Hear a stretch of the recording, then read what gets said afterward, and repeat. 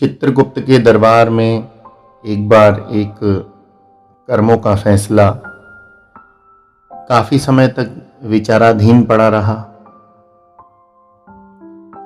वो फैसला इस प्रकार था, एक बार एक राजा ने ब्राह्मणों का भोज कराया, ब्राह्मणों का भंडारा करवाया। उस ब्राह्मणों के भंडारे में लगभग 500 ब्राह्मण थे। भंडारा तो वे खाकर गए, पर भंडारा खाने के पश्चात उन सभी ब्राह्मणों की मृत्यु हो गई। अब ये पाप किसके सर पे आए, इसका विचार चित्रगुप्त न कर सके। ये बात इस प्रकार है, एक बार राजा ने सब ब्राह्मणों को न्योता दिया। ब्राह्मण सब बैठ गए, भोजन बन रहा था, पंगत लग गई थी। भोजन अभी परसने ही वाला था और भोजन परसने के लिए जैसे थाल खुले रहते हैं, उस समय एक आकाश मार्ग से एक बाज पक्षी, उसके पंजे में एक सर्प था, सांप था। बाज सांप को खाना चाह रहा था, सांप अपने प्राण बचाना चाह रहा था। प्राण बचाने के लिए सांप ने उस बाज के ऊपर जहर उगला और वो ही जहर नीचे बनते हुए राजा के दरबार में जो भोजन बन रहा था, उस भोजन के बड़े बड़े पतीलों में आकर के वो गिरा। और किसी ने नहीं, ये चीज किसी ने नहीं देखी। और पाप किसके सर पे जाए, क्योंकि उधर सांप अपनी जान बचा रहा था, चील को अपना भोजन करना था।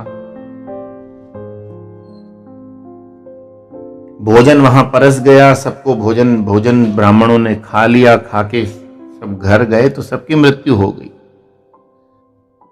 चित्रगुप्त भ्रमित हो गए कि अब कहां क्या करें।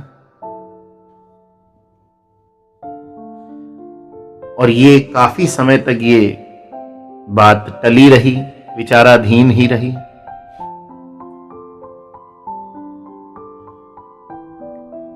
एक बार काफी समय के बाद एक बार एक व्यक्ति आया, उन राजा को ढूंढता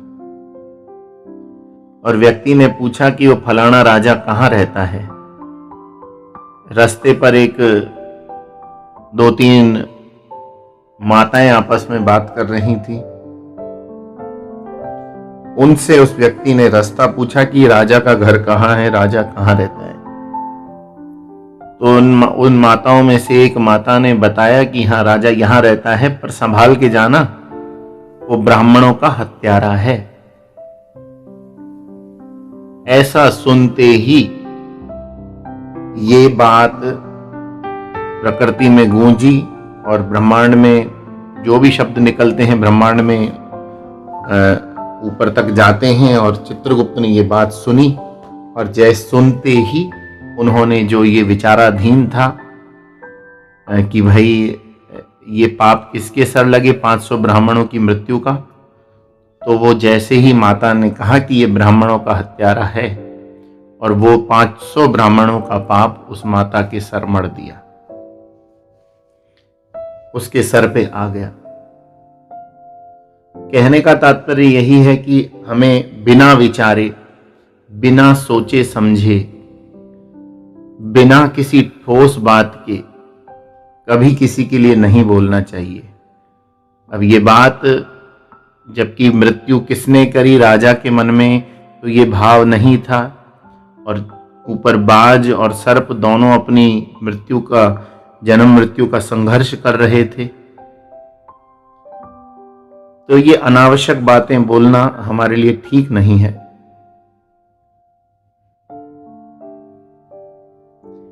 इस प्रकार की अनर्गल बातों से हम दूर रहें, प्रयास करते रहें। भगवान की, परमात्मा की आशीर्वाद हो।